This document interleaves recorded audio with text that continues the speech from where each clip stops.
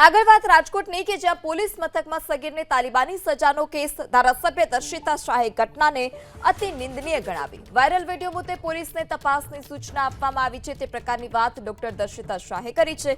Gandhigram police સ્ટેશનમાં જે ઘટના બની છે એ ખરેખર ખૂબ જ ખેદજનક ઘટના છે। આ ઘટનાને સખત શબ્દોમાં વખોડું છું અને પોલીસ કમિશનરશ્રીને આ બાબતે તરત જ જાણ કરીને આની સામે કડકમાં કડક કાર્યવાહી કરવાની સૂચના અપાઈ દેવાઈ છે।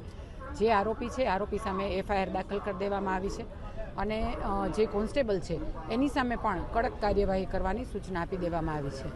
આગળ વાત રાજકોટની કે જ્યાં પોલીસ મથકમાં સગીરને તાલિબાની સજાનો કેસ ધારાસભ્ય દર્શિતા શાહે ઘટનાને અતિ નિંદનીય ગણાવી। વાયરલ વિડીયો મુદ્દે પોલીસને તપાસની સૂચના આપવામાં આવી છે તે પ્રકારની વાત ડોક્ટર દર્શિતા શાહે કરી છે। ગાંધીગ્રામ પોલીસ સ્ટેશનમાં જે ઘટના બની છે એ ખરેખર ખૂબ જ ખેદજનક ઘટના છે। આ ઘટનાને સખત શબ્દોમાં વખોડું છું અને પોલીસ કમિશનરશ્રીને આ બાબતે તરત જ જાણ કરીને આની સામે કડકમાં કડક કાર્યવાહી કરવાની સૂચના અપાઈ દેવાઈ છે।